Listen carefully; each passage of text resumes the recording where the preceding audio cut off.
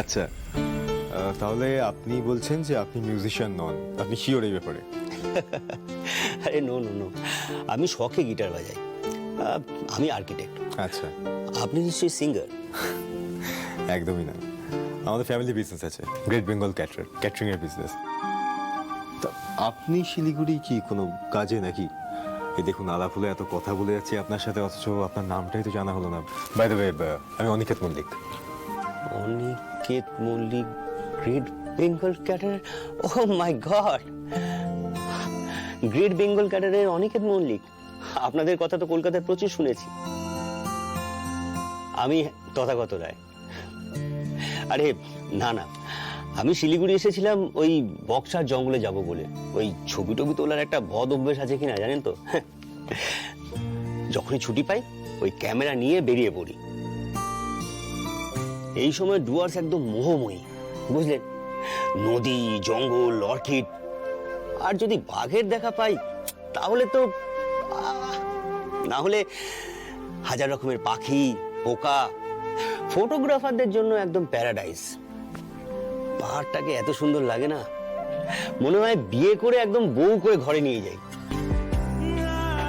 আপনি ক্যাম্পফায়ার মানে বোঝেন তো? হ্যাঁ, আমি জানি তো। আমার দোকানের পাশে একদম নদীর সামনে যারা টুরিস্টরা আসতেন তারা এরকম আগুন জ্বালিয়ে কত আনন্দ করতেন, নাচ গান করতেন।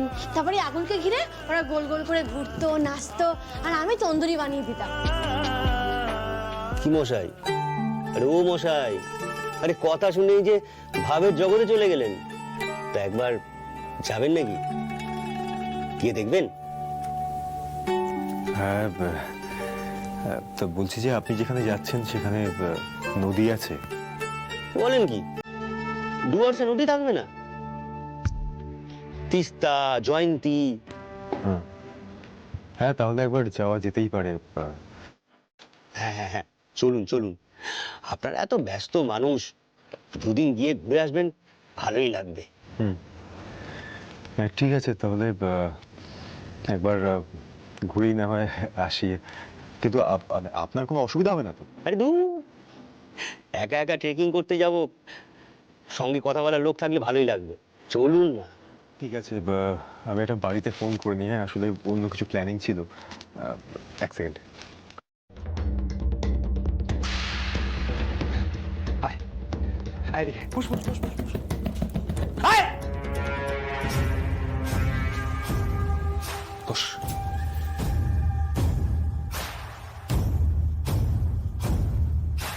কোনো ক্ষতি আমি হতে দেবো না। মন্দার, এটা করিস না মন্দার। মন্দার, আমায় ছেড়ে দে। আমি কিছু করবো না। আমি বলছি তোকে, আমি এসব কিছু করবো না। মন্দার, এরকম করিস না। মন্দার, ছেড়ে দে, ছেড়ে দে। মন্দার, এরকম করিস না। মন্দার, আমার কথাটা শোন। মেরে দিলাম হাতটা। হ্যাঁ, সাবধানে থাকবি, নিজের খেয়াল। খাবে কি করে? হ্যাঁ, বেচারি খাবে কি করে? ছায়া, তুমি ওকে খাওয়াবে, কেমন? সময় সময় ওকে তুমি খাইয়ে যাবে। ওর যা ইচ্ছে ও তাই খাবে। ও মন্দারের রানী, ঠিক আছে? ও যা চাইবে সেটাই পাবে। যা ভালো লাগবে খেয়ে নিস, কেমন? চলি।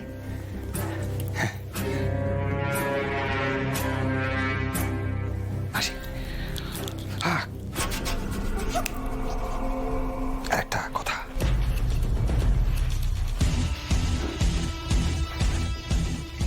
তুই আমার শ্যামলী, তাই তুই বাঁচবি না মরবি শুধুমাত্র আমি ঠিক করবো। আমি এসব এসব এসব এসব কাজ করিস না রে। হ্যাঁ, করিস না। আমার লক্ষ্মী রানী, তালা লাগিয়ে দে।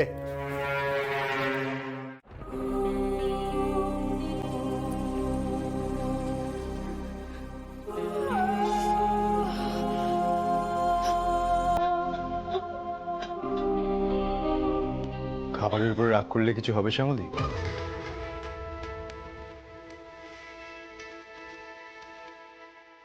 স্যার, আপনি?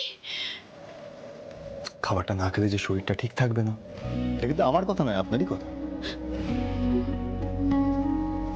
ওই খাবার যে আমার গলা দিয়ে নামবে না স্যার, ওই খাবারটা আমি খেতে পারবো না।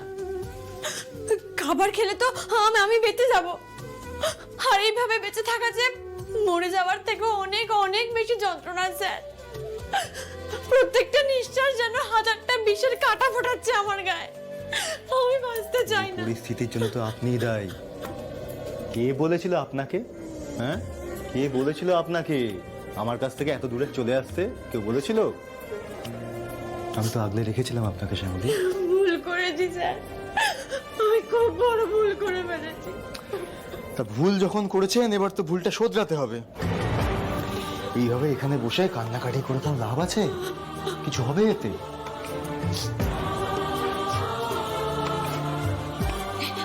শ্যামলী, আপনি ভুলে যাচ্ছেন এই পুরো জোড়া বাড়ির মনের জোরের উৎস শুধুমাত্র আপনি। আমার মনের জোরের উৎস শুধুমাত্র আপনি। লড়াই করতে হবে শ্যামলী, প্রতিবাদ করতে হবে। আর আমি জানি আপনি পারবেন।